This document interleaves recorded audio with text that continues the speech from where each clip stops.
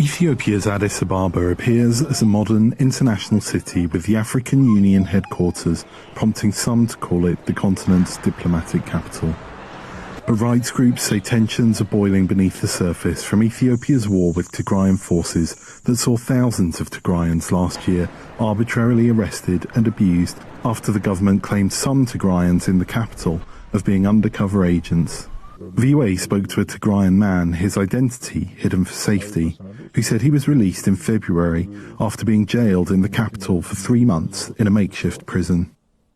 The police might have mood swings that you might get kicked. There are a lot of ways you were kicked. I personally also was kicked one day for doing nothing. I did nothing. I was about to take a shower. Guys who were kicked a lot of times. They only need a reason to kick you.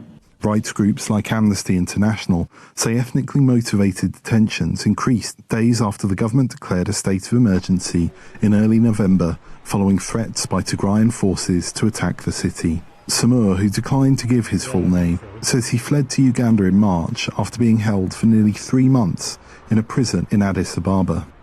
Astonishing, to learn that there were kids with us there. I specifically remember this kid. He was in grade 7. He barely began high school, and he wasn't even born in Tigray. His father is a Tigrayan, and his mother is not even Tigrayan.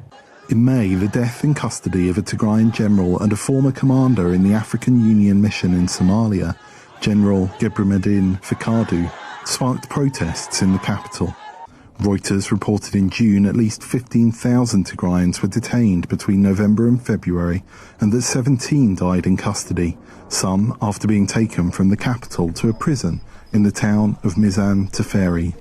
VOA spoke to another Tigrayan man, his identity also hidden, who recalls the state of inmates transferred from the Mizan Teferi prison to his prison. 5 prisoners had to share 1 loaf of bread and 2 liters of water for 3 days. That means 1 glass of water per person per day. All were in terrible condition. They were very hungry and thirsty.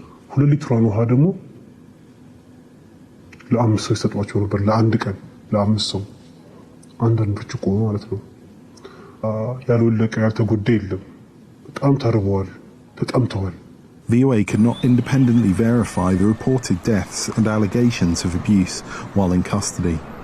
The state-funded human rights organisation, Ethiopian Human Rights Commission, claims all Tigrayans held arbitrarily in the capital have been released. All the arrests, mass arrests, and that happened during that period are connected in relation, in particular, to the state of emergency.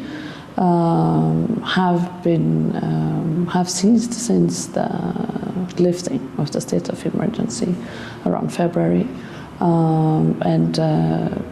Yes, to our knowledge, all the people have been released.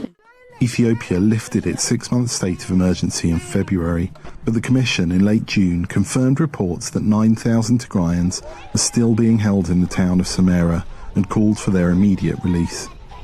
Ethiopia's government did not respond to VOA's request for comment, but has in the past denied any ethnically motivated arrests or abuse of Tigrayans. Henry Wilkins for VOA News, Addis Ababa, Ethiopia.